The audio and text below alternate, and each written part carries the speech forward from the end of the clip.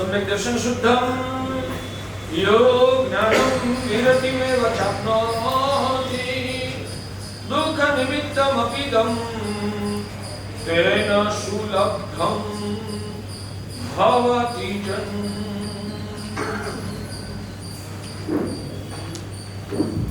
भाग्यशाली सामयिक वाले थोड़े तक के ऐसे आगे आ जाए, बहुत बीच बीच में जगह है भाग्यशाली, आपके बीच बीच में जो जगह भर दो। भाग्यशाली अनंतकारी परम करुणेश्वर तारक देवादिदेव तीर्थंकर भगवंतों ने जगत के जीव मात्र के कल्याण के लिए धर्म शासन की स्थापना की है। परमात्मा अरिहंत प्रभु के हृदय में एक ही उद्देश्य था, विश्व की सभी जीव सृष्टि को सभी प्रकार के दुखों से हमेशा के लिए छुटकारा दिलवाकर शाश्वत, स्वाधीन और सर्वश्रेष्ठ इस प्रकार के सुख के स्वामी बनाना है। जगत के सभी जीवात्माएं सुख को ही चाहते हैं, मगर सुख का क्या स्वरूप है, वो सुख किधर छुपा हुआ है, सुख के कितने प्रकार है, उस सुख को कैसे पाया जाता है, उसका सम्यक उपाय क्या है, उसका मिथ्या उपाय क्या है, उस विषय में अज्ञानता की वजह से और आज के हमारे जमाने के लोगों की ये विशिष्ट विकृतियां हैं।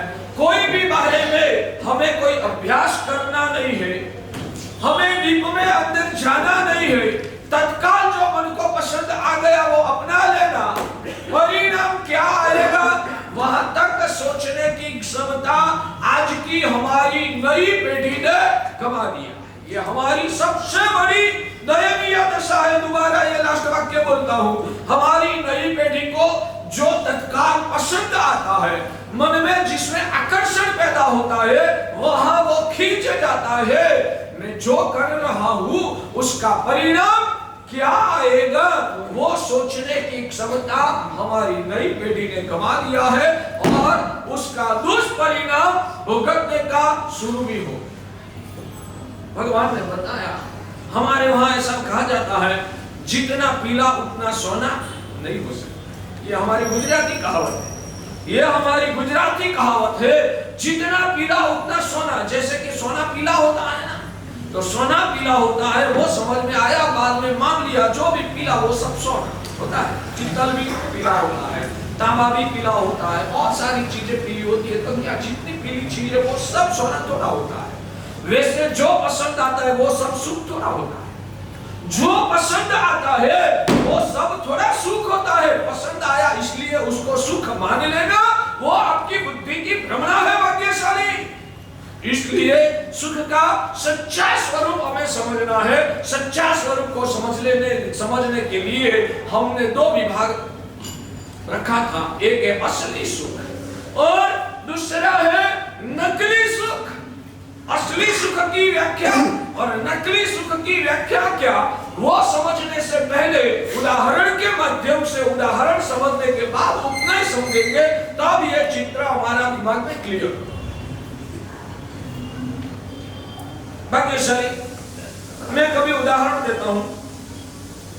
दो व्यक्ति हैं, दो मित्र हैं। एक मित्र के शरीर में, शायद मैंने ये उदाहरण दिया होगा, दोबारा देता, शरीर में कैल्शियम कम हो गया है, तो खुराक से भी कोई व्यक्ति कैल्शियम पैदा कर देता है, कोई व्यक्ति को खुराक से कैल्शियम पैदा नहीं होता है, तो उसको कैल्शियम के टिकड़े खाने पड़ते हैं। शायद उदाहरण दिया था ना मैंने, फिर भी चलो घुटना जरूरी ही है। तो मेरा सवाल यह है कि शरीर में कैल्शियम की परिवर्ती करने के लिए तो दोनों व्यक्ति के शरीर में आज कैल्शियम समान मात्रा में है। आपके शरीर में जितना चाहिए उतना कैल्शियम आपके शरीर में भी है, जितना कैल्शियम चाहिए उतना कैल्शियम ये भाई के शरीर में भी है। दोनों के शरीर में कैल्शियम तो परिपूर्ण में हो गया है, मगर फर्क इतना है, ये जो भाग्यशाली है ना, जो रोटी सब्जी खाता है ना, उसमें से कैल्शियम पैदा है, और दूसरा व्यक्ति है रोटी सब्जी में से कैल्शियम पैदा नहीं कर सकता है, इसलिए उनको कैल्शियम के टिकड़े हमेशा खाने। आज दोनों का ब्लड टेस्ट कराओ तो दोनों के शरीर में कैल्शियम समान है, तो दोनों के आप एक समान ही दर्जा दोगे ना, दोनों को ही आप निरोगी कहोगे ना, क्यों नहीं? दोनों के शरीर में कैल्शियम की मात्रा परिपूर्ण मात्रा में है, दोनों के शरीर में कैल्शियम की मात्रा जो है वो परिपूर्ण मात्रा में है, तो दोनों को निरोगी, दोनों को स्वस्थ, दोनों को सुखी क्यों नहीं कहा जाएगा? कुछ भी हो, टैबलेट से भी कैल्शियम तो शरीर में चाहिए उतना हो गया ना।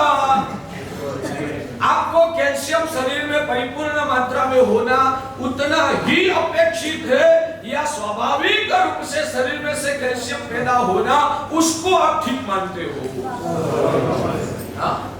तो कैल्शियम परिपूर्ण मात्रा में होना उतना ही समझदार व्यक्ति के लिए पर्याप्त नहीं है, वो कैल्शियम की परिपूर्ति स्वाभाविक खुराक में से प्राप्त हो जाना चाहिए, उसके लिए अलग से ऊपर से टिकड़ा ऐड करना न पड़े, वो शरीर की निरोगिता का मापदंड है।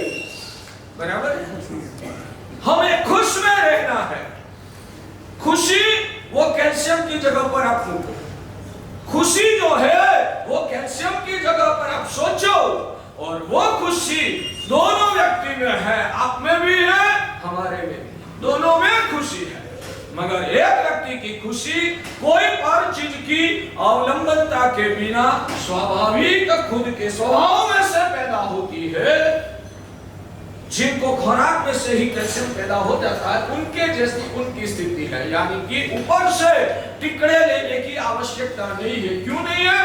अंदर का ही तंत्र इतना स्वस्थ है कि वो खुराक लेता है, उसमें से ही कैल्शियम पैदा हो जाता है, तो उसको निरोगी कहा जाएगा। वैसे ही स्वाभाविक रूप से भौतिक चीजों की जरूरियात के बिना ही जो अंदर से स्वस्थ प्रसन्नता को महसूस कर सकता है, वो स्वाभाविक निरोगी व्यक्ति जैसा है। और जिस व्यक्ति को स्वाभाविक आनंद अंदर से उजागर नहीं कर सकता है, उनको खुद की खुशी टिकाने के लिए बाहर के पदार्थों, साधन सामग्रियों का सहारा लेना पड़ता है। वो जिनके शरीर में स्वाभाविक कैल्शियम पैदा नहीं होता है ना, उनको जैसे टिकड़े ऐड करना पड़ता है, वैसी उनकी स्थिति है कि बाहर की साधन सामग्रियों के सहारे से वो अपनी प्रसन्नता को टिकाता है। तो दोनों व्यक्ति प्रसन्न रहता है, दोनों व्यक्ति प्रसन्न रहता है, मगर एक व्यक्ति को प्रसन्न रहने के लिए बाहर के कोई पदार्थों का अवलंबन की, यानी कि कैल्शियम के टिकड़े की आवश्यकता नहीं है। दूसरा व्यक्ति यह है, अंदर से हर परिस्थिति में स्वस्थ नहीं रह सकता है, उनको खुद की प्रसन्नता दिखाने के लिए बाहर के सहारा की आवश्यकता रहती है। वो कैल्शियम का टिकड़ा की अपेक्षा वाला दर्दी जैसा है। फिर से बोलता हूँ, दोनों के शरीर में कैल्शियम की मात्रा तो समान ही है, तो दोनों निरोगी कहा जाएगा ना? जवाब चाहिए? नहीं। महाराज साहब, हमारे पास लाड़ी वाड़ी गाड़ी सब है, पैसे है, साधन सामग्री है, और हम खुश में ही रहते हैं, तो हम भी सुखी कहाएंगे ना, हम भी स्वस्थ कहाएंगे ना, हम भी निरोगी कहाएंगे ना भाग्यशाली। जिनके पास सब प्रकार की सामग्री है, और सब प्रकार की सामग्री के बीच में वो हमेशा हंसता खिलता खुश में ही रहता है, तो वो सुखी कहा जाएगा ना। जिनको कैल्शियम का टिकड़ा लेके भी स्वस्थ रहता है, उनको निरोगी और सुखी ही कहा जाएगा ना। भले वो स्वस्थ है, मुंह पे चमक भी दिख रही है, फिर भी अंदर से वो रोगी है, और रोगी होना वही दुख का मापदंड है व्यवहारिक परिभाषा में। वैसे ही अंदर से इन सभी चीजों की गुलामी सहन करना, उसकी अपेक्षा तृष्णा अंदर में रखना, और उसके सद्भावना से अपनी प्रसन्नता को टिकाना, वो हमारी दृष्टि से रोगी यानी कि अंदर से दुखी व्यक्ति का ये लक्षण है। बाहर से सिर्फ हंसता रहता है वो सुखी का मापदंड है, या अंदर से स्वस्थ निरोगी और दूसरे की अपेक्षा ही नहीं है वो सुखी का मापदंड है। आप चाहे कितने भी हंसते रहो, मैं तो कहता हूं भाग्यशाली आप दुखी हो उसका ये मापदंड है कि ये सब चीजों पाने के बाद आपको खुशी पैदा होती है, वो ही आपका दुख का लक्षण है। मैं कभी सोच रहा हूं, मान लो कि भाग्यशाली दो व्यक्ति मेहमान के रूप में आए हैं आपके घर में, दोनों को आपने पानी का ग्लास दिया, दोनों को पानी, आपका औचित्य था, आपने पानी का ग्लास दोनों को दिया और दोनों के हाथ में जब पानी का ग्लास आया दोनों ने पानी पी लिया, दोनों ने पानी पी लिया, मगर पानी जब से हाथ में आया तो तब से और पीने के दौरान, पीने के बाद भी एक व्यक्ति के मुंह पे चमक आ रही थी, दूसरा व्यक्ति ने स्वाभाविक रूप से पी लिया। ये दृश्य दोनों का चेहरा दिख के आप क्या सोचोगे? कौन पहले वाला कैसा था वो आपको महसूस होगा, मुंह की चमक से आपको पता लगेगा कि ये कैसा था, बराबर है? मुंह की चमक से ही पता चला। पीने के बाद भी हाथ में आता है तब भी खुशी हो जाती है, तुरंत हाथ में पता मुझे दे दो। तो पीने के पहले भी, पीने के दौरान भी, पीने के बाद भी उनको मुंह पे चमक दिख के, दूसरे के मुंह पे चमक नहीं आती है क्योंकि उनको इतनी प्यास नहीं थी, इसलिए उसने इतनी तृष्णा नहीं थी, फिर भी औचित्य से पी भी लिया, मगर इतनी खुशी मुंह पे नहीं दिख रही थी, पहले के मुंह पे खुशी दिख रही थी। तो वो दिख के आप उनको किस रूप में दिखोगे, उनके बारे में आप क्या मानोगे? पहला वाला प्यासा था, दूसरा वाला को कितनी प्यास? अच्छा, प्यास लगना वो दुख है या प्यास लगना वो सुख है? पक्की बात। तो प्यास लगना वो दुख है और पानी के माध्यम से पता चलता है कि ये व्यक्ति प्यासा था, यानी कि अंदर से दुखी था, क्योंकि जो पानी के अभाव में दुखी होता है उनको ही जब पानी मिलता है ना तब खुशी आती है। आपके घर में गाड़ी आ गई 25 लाख की, 50 लाख की, 2 करोड़ की गाड़ी है, अब हमारे वहां वंदन करने के लिए आए और बहुत सारे घरेणे दागीने पहन के आए, आज आप खुशी, आप बहुत खुश में थे और आभूषण अलंकार पहना था, घर में नई सामग्री आई थी, लॉटरी लगी थी, इसलिए आपके मुंह पे चमक थी। आप जब आते हो ना उपासिका कदम चल के मेरे पास आते हो, हम अंदर से सोचते हैं ये दुखी आया ये दुखी आया।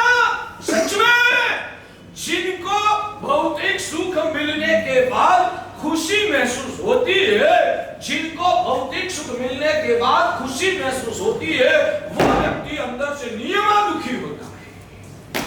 जिनको भौतिक सुख मिलने के बाद खुशी महसूस होती है, वो व्यक्ति अंदर से नियमा दुखी होता है। जो अंदर से ही सुखी और स्वस्थ होता है ना, उनको बाकी ये चीज मिले न मिले उससे उनके मुंह पे कोई फर्क नहीं पड़ता, वो आत्मा सुखी। आपको अनुभव नहीं है? आपको तो आपका अकेला बेंगलोर वालों का अनुभव है, हमको तो राजस्थान वाला का भी अनुभव है, गुजरात वाला का भी अनुभव है, महाराष्ट्र वाला का भी अनुभव है, कर्नाटक वाला भी अनुभव है, आगरा वाला का भी अनुभव है। हमको बहुत सारा, आपसे तो बहुत सारा 1000 गुना अनुभव लेके बैठे हैं। आप मत समझो कुएं के डेढ़ के जैसे कि हम ही सब जानते हैं, क्या जानते हो, कुछ नहीं जानते। मैंने 10 साल की उम्र में जो दीक्षा लिया था, फिर भी संसार की व्यवहार की दुनिया में बारे में ये महीने के दौरान मैंने प्रवचन में आपको जो जो बताया था कि वो सब व्यवहार की दुनिया का आपको सब अनुभव और पता था। 10 साल की उम्र में दीक्षा लिया हुआ मुझे मेरे ये दादा गुरुदेव ने सब सिखाया है। गाड़ी वाड़ी लाड़ी का अनुभव। और आप मैं आपको एक बात बताऊं कि भाग्यशाली जब व्यक्ति के पास कोई जवाब नहीं होता है ना, जब व्यक्ति के पास कोई जवाब नहीं होता है ना, तब उनके पास एक जवाब होता है। आपको क्या अनुभव? हमको अनुभव। उनके पास और कोई जवाब ही नहीं होता है, तो वो जवाब क्या देगा? बात को खत्म करने की, बात को टालने की ये साजिश होती है। सही बात। मैं गाड़ी लाड़ी वाली वाला को ही बात करता हूँ, पूरे लॉजिक से बात करता हूँ कि जैसे मैंने तो उदाहरण भी दिया, पानी मिलकर खुशी होती है, मान लेना तो वो अंदर से पानी के बिना दुखी। वैसे संपत्ति और भौतिक समृद्धियां मिलकर जिसको खुशी महसूस होती है, मैं कहता हूं कि वो अंदर से दुखी। जमता है भाग्यशाली। समझो, ये सब बातें समझकर उद्गल की पकड़ दिमाग में से जब छूटेगी ना, तब मिथ्यात्व पिघलेगा। ये सभी बातें सुन सुनकर आप सोच, और मैं कहां आपके पर थोपने की कोशिश कर रहा हूं। मैं तो उदाहरण के माध्यम से, तर्क के माध्यम से जो मुझे समझ में आया है वो मैं आपको समझाने की कोशिश करता हूं। और मेरी बात आपको नहीं जमती है तो थोपने का कोई आग्रह भी नहीं है। और उससे भी आगे बढ़कर मैं आपसे रिक्वेस्ट करता हूं, आप तो दुनिया में मेरे से ज्यादा अनुभवी है ना, तो मेरी कोई गलती हो और आपका इससे भी ज्यादा अनुभव हो तो प्रेम से बताना। मैं सिर्फ बोलने वाला नहीं हूं, मैं सुनने के लिए भी उतना ही तैयार है। मेरा दिमाग मैंने खुला रखा है। भगवान का मार्ग मुझे अच्छा लगा है, भगवान का मार्ग और भगवान का सिद्धांत मुझे अच्छा लगा है, इसलिए मैं भगवान के वचनों को, भगवान का मार्ग को प्रेम हृदय से करता हूं। फिर भी मैं पकड़ वाला नहीं हूं, मेरा मन मैंने खुला रखा है। कोई भी व्यक्ति आके मेरे सामने कोई भी अपनी बात रखेंगे तो वो मैं सुनने के लिए भी तैयार हूं, समझने के लिए भी मेरा दिमाग पूरा चलाऊंगा और पूरा समझने की कोशिश करूंगा। आपका समझने के बाद आपकी बात में मान नहीं लूंगा। बाद में मैं भगवान के पास जाके वापस प्रश्न करूंगा कि भाग्य प्रभु, ये लोगों ने मुझे ये बताया और वो भी मुझे तो ठीक लग रहा है, तो इस बारे में प्रभु आपका क्या कहना है। मैं भगवान के पास जाके वापस आप जो मुझे लॉजिक बताओगे ना, वो लॉजिक लेके मैं प्रभु के पास वापस जाऊंगा। मेरा मन खुला है। और हमारे वहां भगवान ने कहा है कि हमेशा सम्यक दृष्टि आत्मा का मन खुला है। सम्यक दृष्टि आत्मा जो होता है ने, वो अपना मन को हमेशा खुला रखता है, ग्रंथि बांध के नहीं बैठता है। मेरा धर्म ही सच्चा, वैसा भी बिना समझदारी, बिना अनुभव, सिर्फ कदाग्रह से भगवान के धर्म को श्रद्धा से मानता है ना, तो उनको भी भगवान ने अभिनिवेशित मिथ्यात्व कहा। भगवान का वचन को मानना, मगर वो भी समझदारी से नहीं, बहुमान भाव से नहीं, मोह का जहर पिघलने की वजह से नहीं, सिर्फ कदाग्रह की वजह से। मैंने जैन कुल में जन्म लिया, मैंने इस मत का स्वीकार कर लिया है ना, इसलिए मैं इनके अलावा सभी को झूठ मानता हूँ।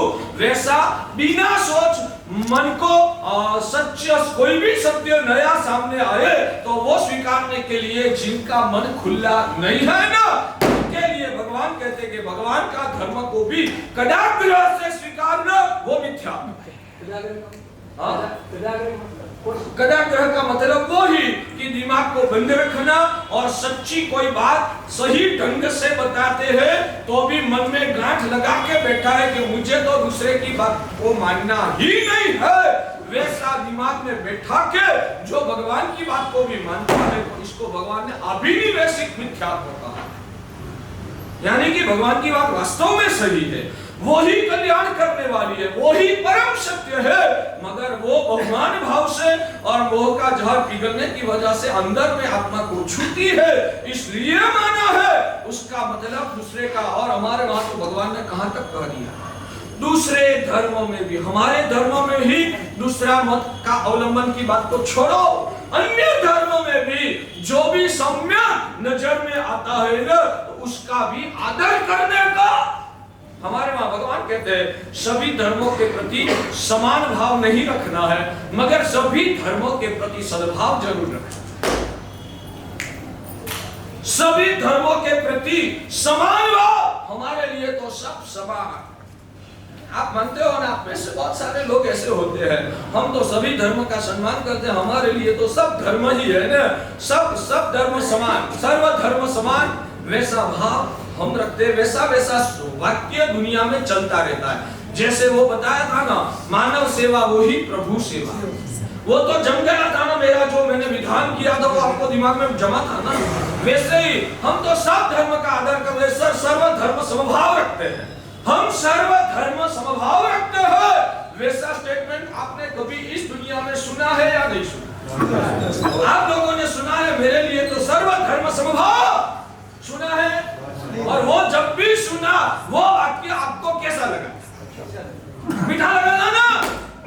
अरे मैं तो एक स्टेप आगे कहता हूँ, सर्वधर्म समभाव क्यों रखते हो? सर्वधर्म सद्भाव रखो। मैं वहां तक कहता हूँ सर्वधर्म समभाव क्यों रखते हो? सर्वधर्म सद्भाव रखो। सर्वधर्म सद्भाव रख सकते हैं, सर्वधर्म समभाव नहीं रख सकते, क्योंकि समभाव वो तो हमारे वहां गुजराती में एक स्टोरी आती थी, टके शेर भाजी ने टके शेर खाजा, अंधेरी नगरी ने गंडू राजा। हमारे वहां गुजराती में हमको ये सिखाया जाता था उस वक्त अभ्यास में भी, स्कूल का अभ्यास, पहली दूसरी कक्षा में ये बात आती थी। तो उसमें वो एक स्टोरी आती थी, अंधेरी नगरी टके शेर भाजी ने टके शेर खाजा, अंधेरी नगरी ने गंडू राजा। सब जगह पर समानता का वादा चल रहा है ना, समानता का वाद चल रहा है, स्त्री पुरुष समान। हमारे लिए तो सर्वधर्म समभाव। बोलने में तो बहुत मीठा लगता है, पर भीतर में सुरंगत डाली हुई है। भाग्यशाली आप सावधान रहो, आप शास्त्रों पढ़ो तो पता चलेगा ये सदवाक्य नहीं है, ये भयानक यंत्र है, ये शस्त्र है, आपकी संस्कृति को नष्ट करने का ये शस्त्र है।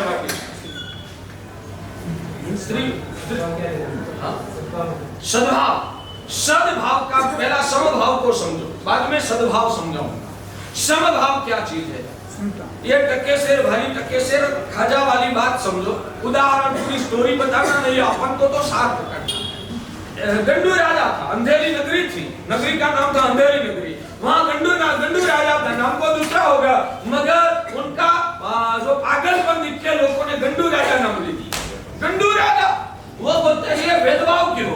सोने 1 किलो सोना लेने के लिए जाओ तो कितने लाखों रुपया होगा, और 1 किलो सब्जी लेने के लिए जाओ तो शायद 100-150 रुपया में मिल जाती है। तो ये भेदभाव क्यों? आज के पागल लोग कहते हैं ना स्त्री पुरुष समान, ये भेदभाव क्यों? मूर्ख है। स्त्री की महिमा क्या है, पुरुष की महिमा क्या है, स्त्री का स्वभाव क्या है, पुरुष का स्वभाव क्या होता है, स्त्री के जिन्स बोलते हैं, जिन्स स्त्री के जिन्स किस प्रकार के होते हैं, पुरुष के जिन्स किस प्रकार के होते हैं, पुरुष की लाक्षणिकता क्या, स्त्री की लाक्षणिकता क्या, पुरुष का सामर्थ्य क्या, स्त्री का सामर्थ्य क्या, दोनों की भेद रेखा में कोई पता ही नहीं है। फिर पागलपन सवार हो गया है, सभी को समान करो, सभी को समान करो, सभी को समान करो, ये उनकी मूर्खता है।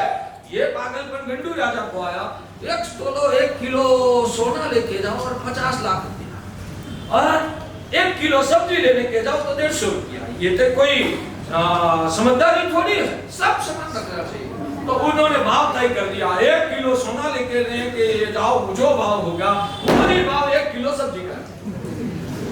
समभाव, सब पदार्थों में समभाव रखना चाहिए।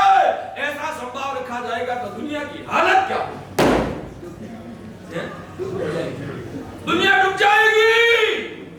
तो समभाव रखना वो समझदारी नहीं है, समभाव रखना वो, आपको समभावी रखना है ना, हर जगह पर समभाव रखो ना। खुद का लड़का के प्रति जितना प्रेम करना, उतना ही प्रेम भिखारी के प्रति भी करना। जितना आपकी संपत्ति जो जब बांटो ना, तब जितना बच्चे को देना उतना ही भिखारी को भी देना, उतना ही नौकर को भी देना, सभी को समान दो ना, समभाव रखो।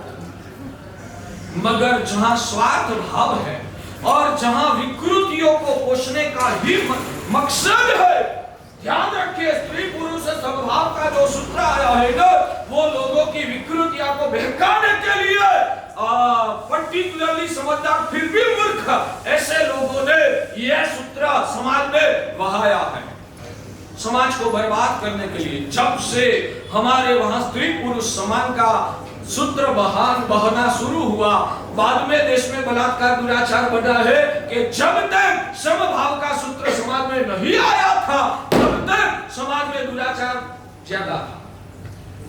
कुछ तो परिणाम दिख के भी आपकी बुद्धि शान को ठिकाने को लाओ, समझ में आता है? स्त्री पुरुष समान ना, तो एक काम करना, एक दिन बच्चा आपको संभालना, एक दिन बच्चा को महिला संभालना, क्या होगा? वो 24 घंटा बच्चे को जिस तरह से प्रेम देके संस्कार दे सकती है, संभाल सकती है ना, बच्चा जब जन्म लिया तब से 5 साल का 8 साल का होगा, तब तक ये माता जो है वो बच्चा को जैसे संभाल सकती है ना, अब 4 दिन तो संभाल के बताओ। तो सामर्थ्य में समानता नहीं है तो दरेचा में समानता कैसे आएगी? और फिर भी समानता ही रखना है तो जितना मैनेजर को पगार दो, उतना ही सिक्योरिटी वालों को भी पगार देना, उतना ही झाड़ू निकालने वालों को भी पगार देना, संभाल रखना। हाँ? वहां चलेगा ना? मैनेजर को, आपका ऑफिस का जो वकील हो, सीए हो, उन सभी को जितना पगार दो उतना ही पगार झाड़ू निकालने वालों को भी देना। संवाद, समानता, सब जगह पर सर्व समान कर दो। करो ना, रिस्पॉन्स तो दो यार, मैं जो बोल रहा हूँ नहीं, क्यों नहीं होता? समानता हमारी सरकार श्री ने सूत्र दिया है, समानता वर्ग के अनुसार, वर्ग के अनुसार। तो कहां समानतावाद लाना, कहां समानतावाद नहीं लाना, वो तय करने का अधिकार आपके हाथ में है। कहां समानतावाद लाना और कहां समानतावाद नहीं लाना, वो आपके बस की बात है, आपका अधिकार की बात। और आप इतने समझदार हैं, सिर्फ दुनिया में आप भी पागल हैं। वो लोग जो बोलते हैं वो नहीं सही, कभी भी मैं सही मायने में कहता हूं कि आप लोगों ने जब भी ऐसा कोई भी नया सूत्र प्रचलन में आया, तब कभी भी आपने खुद का दिमाग को ठीक रूप से सक्रिय किया है, उसका अभ्यास करने का, उसके आगे पीछे का परिस्थिति का कभी भी सोचने का आप लोगों ने मदद से कोशिश भी किया है। बस नहीं, अच्छा लग रहा है, बस सही पागलपन, आपकी भी मूर्खता है, अज्ञानता है, भाग्यशाली में वो कर रहा हूं। जमता है समानतावाद कभी भी नहीं, सभी का कर्म असमान है और दर्जा समान दिया जाएगा। तो आप भी राजा, हम भी राजा, सब समान, आप भी बड़ा प्रधान, हम भी बड़ा प्रधान। जैसे आपका आदेश हमको मानना, हमारा आदेश आपको भी मानना है, पता चलता है ऐसा। यानी कि समानतावाद वो पागल लोगों के दिमाग में भरा हुआ भूत की पैदाश है।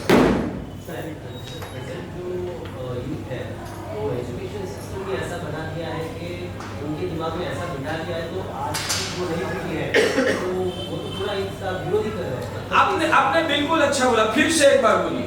प्रेजेंट यूथ है तो उनको एजुकेशन सिस्टम ही ऐसा बना दिया है कि उनके दिमाग में बिठा दिया है कि समानता ही है, इसमें कोई भेदभाव नहीं है, तो वो इस चीज को मानते ही नहीं है। सही बात है, विरोध करते हैं। इसलिए ही हम कहते हैं कि आज का शिक्षण लेने जैसा नहीं है, इसलिए ही हम शिक्षण का विरोध करते हैं। समझ में आता है? शिक्षण लेने के लिए हमारी मजबूरी हो, वो सब एक दूसरे नंबर का प्रश्न है, मगर लेने जैसा नहीं है। ये शिक्षण ही हमारे समाज की संस्कृति की बर्बादी करने वाला है। आपने ही बताया, मैंने तो नहीं बताया, वो लोग बताते हैं कि सब समानता का बात। और एक बात कहूं, बच्चा 3 साल के बच्चों को स्कूल में बिठाने का आग्रह क्यों है? पहले हम जब स्कूल में पढ़ते थे ना, तब तो 5 साल की उम्र में हम स्कूल में पढ़ने के लिए बैठते थे। और हमारे भगवान महावीर स्वामी का जब कल्प सूत्र में वर्णन आता है ना, तो महावीर स्वामी भगवान को जब स्कूल में बिठाने के लिए सिद्धार्थ महाराजा और त्रिशला महारानी वरघोड़ा निकाल के भगवान को स्कूल में पढ़ाने के लिए, स्कूल यानी स्कूल अपनी परिभाषा का शब्द है, पाठशाला में, जब पाठशाला में भगवान को पढ़ाई करने के लिए ले गए, तब क्या उम्र थी? यानी कि जब बच्चा की 8 साल की उम्र होती है, तब उसकी पढ़ने की एक भूमिका का निर्माण होता है।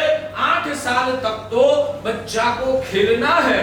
बच्चा जब 8 साल की उम्र तक खेलता है ना, तो खेलने में दौड़ना, भागना, कूदना, उसमें उसका शरीर को एक्टिविटी मिलती है और उनका शरीर मजबूत होता है। और 8 साल तक दिमाग का विकास करना है। उस दौरान ही जो पढ़ने का भार सिर पे आ जाए ना, तो दिमाग का विकास अटक जाता है। इसलिए हमारे शिक्षण नीति में तो 7 साल की उम्र करती है। किसने? अभी एजुकेशन को कहाँ? अभी पूरा थ्रू इंडिया में ना। हाँ, वो तो क्या है कि हम लोगों ने इतना विरोध किया, हम लोगों ने हमेशा इतना ऐसा प्रतिपादन करते रहा, तो उनका थोड़ा दिमाग का कचरा निकला। ये हमारा साधु संतों का प्रभाव है कि उतना तो उन लोगों को सद्बुद्धि से। और फर्स्ट स्टैंडर्ड तक की उम्र 7 की है, बाकी junior KG, senior KG, senior KG, junior KG में तो अभी भी 3 साल से ही चलता है। मेरी बात सुनो, आप लोगों का दिमाग को खराब करने के लिए ही आपका मानसिक विकास ही नहीं होना चाहिए। क्यों? आपका विकास होगा तो आप हमारे सामने बहस करो।